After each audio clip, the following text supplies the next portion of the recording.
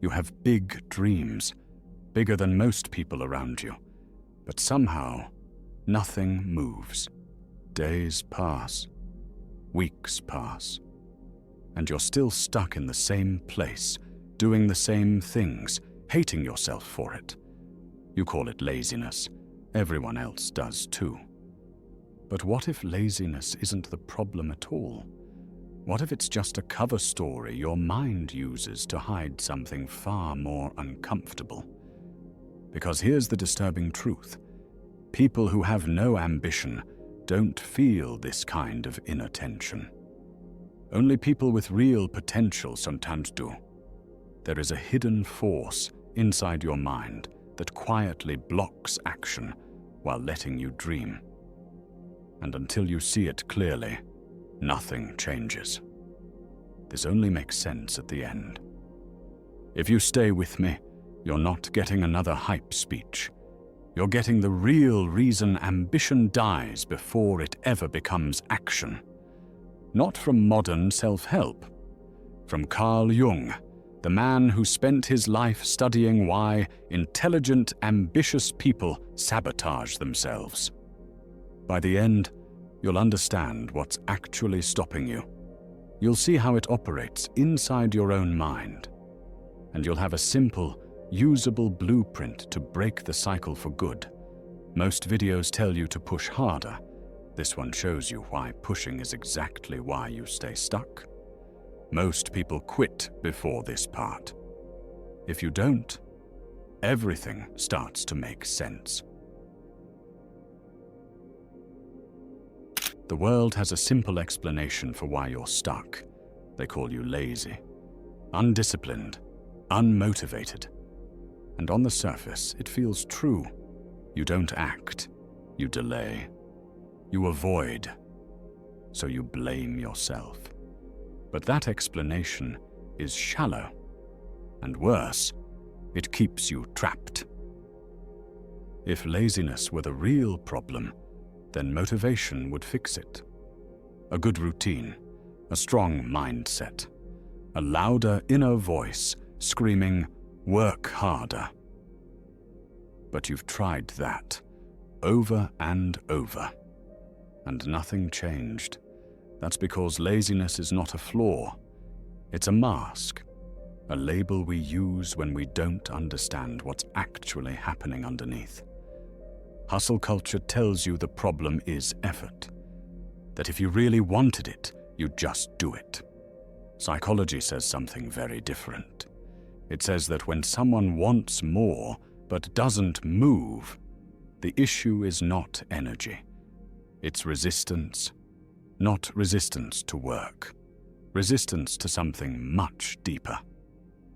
There is something inside you that benefits from staying where you are. Something that feels safer when you don't change. And until you see what that is, every plan, every burst of motivation, every new start will quietly collapse. Because the real enemy doesn't fight you loudly. It lets you believe the problem is you. Carl Jung had a name for this hidden resistance. He called it the shadow. Not something dark or evil. Something unseen. The shadow is made of everything you learned to hide. Old fears. Embarrassing memories. Moments where you failed, were judged, or felt small. It lives quietly in the background, storing emotional memory like a hard drive. And here's the part most people never hear. The more ambitious you are, the stronger your shadow becomes. Why? Because ambition threatens stability. Every big goal you imagine signals danger to the part of your mind designed to keep you safe. Not successful, safe. So the shadow resists change. Not because it hates you, but because it prefers familiar pain over unknown risk. That resistance doesn't show up as fear. It shows up as procrastination. Sudden tiredness when it's time to act. endless planning instead of starting. Convincing yourself you just need one more video, one more course, one more perfect moment. If you've ever felt energized about a goal at night and strangely drained the next morning, you've felt the shadow at work. And if you want tools like this instead of surface-level hype, this is exactly what this channel is about. Jung understood something brutal. You're not fighting laziness. You're negotiating with a part of yourself that believes staying the same is survival. And until that part is exposed, it will quietly win every time.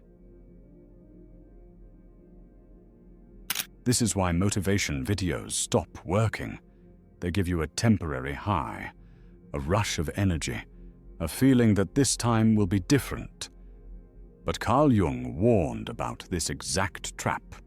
You cannot outrun what you refuse to face. Motivation doesn't remove resistance. It only hides it for a moment. Here's the pattern almost everyone lives in. You feel inspired. You promise yourself change. You push hard for a few days. Then the crash comes. Energy fades, resistance returns. And when you stop again, shame steps in. You don't just fail, you blame yourself for failing. And this is where the shadow feeds. Every collapse becomes proof. See, you're not consistent. See, you always quit. The more you try to force yourself forward, the more ammunition the shadow collects. That's why trying harder backfires. Because effort without awareness turns into self-attack. You don't need more pressure. You don't need louder motivation. You need to understand why part of you resists success in the first place. Until that happens, every burst of discipline will end the same way.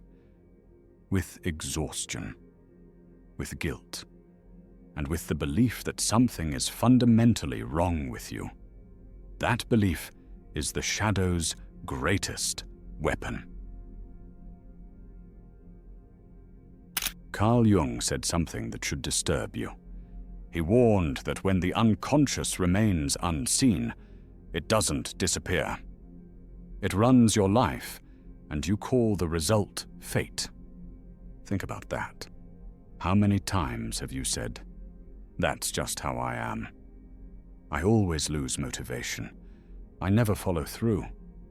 Those aren't facts, they're scripts, and they weren't written consciously.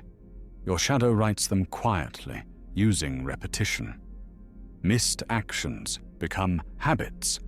Habits become identity. Identity becomes destiny. That's how fate is manufactured.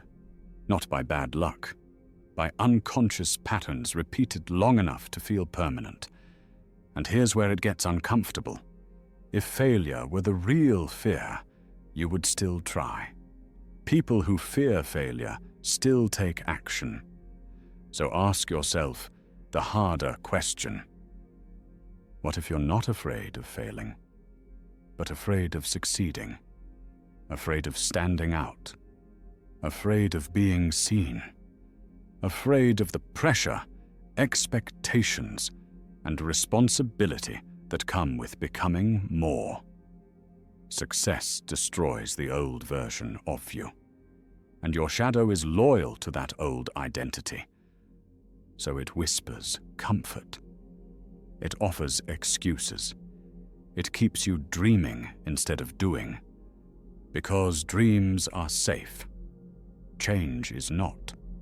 Until you see this clearly, your unconscious will keep choosing for you, and you'll keep calling it just the way life is. This is why resistance never feels dramatic. It feels ordinary. It shows up as distraction, a sudden urge to scroll, clean, organize. Talk about your goals instead of acting on them. The shadow doesn't stop you with fear. It stops you with comfort. It promises safety. If you wait, nothing bad happens. If you don't start, you can't fail. And here's the paradox most people never see. Every bad habit gives you something in return. Staying in bed protects you from expectation. Not starting protects you from judgment. Avoiding risk protects you from disappointment. The shadow always offers relief first, pain later. This is why willpower fails. Because you're fighting without understanding the deal you're making. Jung believed the only way out is radical self-honesty. Not discipline, not self-punishment. Honesty. Ask yourself one question and don't rush the answer. What is this resistance protecting me from? Let whatever comes up speak.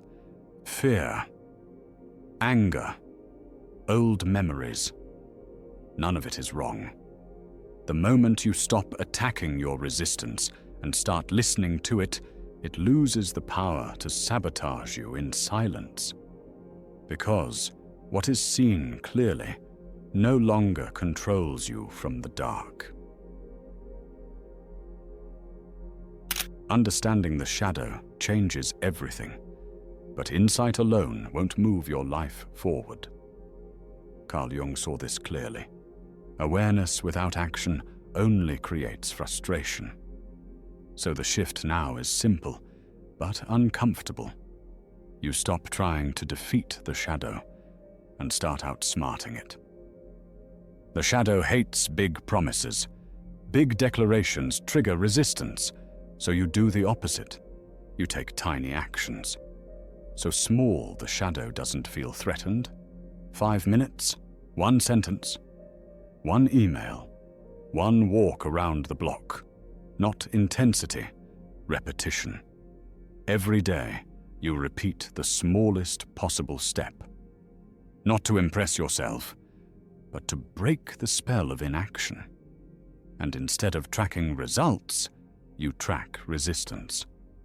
Each night, ask yourself, did I take my small step today?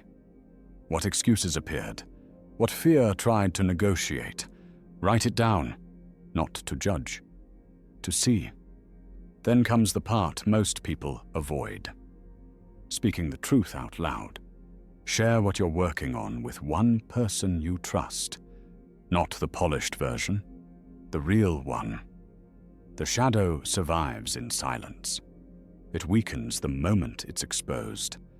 And when you miss a day, don't collapse into shame. Restart. No punishment, no drama. That's the blueprint. Name the shadow. Choose one small action. Track honestly. Share with one person. Restart without shame. Do this for 3 weeks. Watch what changes. You stayed when most people leave. That already says something about you. Before you go, leave a comment. What did your shadow whisper to you today? Or what small action will you take next? Read someone else's comment. Reply to them. This is how momentum becomes real. And if you want to keep waking up instead of going back to sleep, subscribe and stay on this path. Your ambition was never the problem. Now you know what to do with it.